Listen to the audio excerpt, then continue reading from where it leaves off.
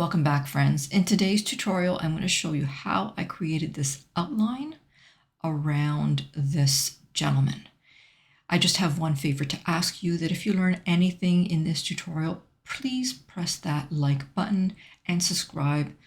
Turn that notification bell on. That's how you know that there are some cool new stuff, videos from me, ready for you to view and learn some new cool stuff. For now, let's get to the meat and potatoes of why you're here. All right, so we're getting started with a YouTube thumbnail. Let's go over to the elements section, and I'm going to place a photo on my workspace. I'm going to take this photo and I'm going to remove the background. All right, so now we don't have any kind of a background, so it might be kind of difficult for us to see that outline. So I'm going to change the background color to a color that we can see. Maybe I'll change it to yellow. Okay. So I'm going to take this photo, and up top on this floating toolbar, we're going to see one of the options is edit. So I'm going to click edit, and under effects, we're going to find shadows. So there's a whole bunch of different shadows that we can apply to this outline of a man with the background removed, but I'm going to choose this one called outline. And right away, it places an outline that's black all the way around the gentleman.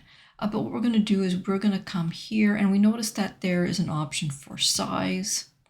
So we can toggle the size. We can also toggle the intensity of that outline. And if you want something more subtle, then you might go for a glow or even a drop shadow. But our focus today is outline. And as we can see, we can change the size, we can change the color, we can even make it red if we wanted to. I'm just going to go back to black, and we can also make it less opaque or more opaque. So I'm going to turn that up all the way to 100%, and I'm going to change the color to white. So I'm just going to slide that circle all the way to the top left corner, and now it's white. All right. What we're going to do now is we're going to go back to elements, and I'm going to place that photo back on my workspace. I'm going to go to position, and I'm going to send it to the back. And what I want to do is I kind of want to try and superimpose both of them so that they're one on top of another.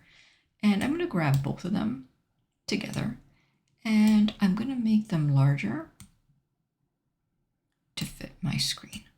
So let's come over here, and let's make it all the way larger so that it fits our whole screen. Now, you don't have to overlap it on top of the original photo. That's definitely a choice.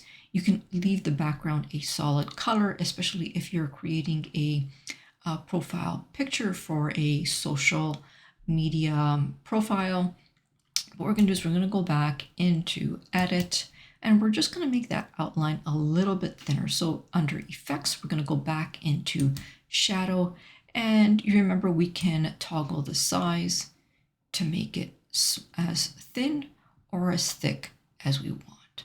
So it's all preference on how thick you want to make that outline. And that is pretty much it. If there's anything else that you want to see, drop that in the comments. I'll add it to my list of tutorials just for you. And if you learned anything in this tutorial, don't forget to press that like button, subscribe, and turn that notification bell on. For now, my friends, I'll say bye-bye until next time.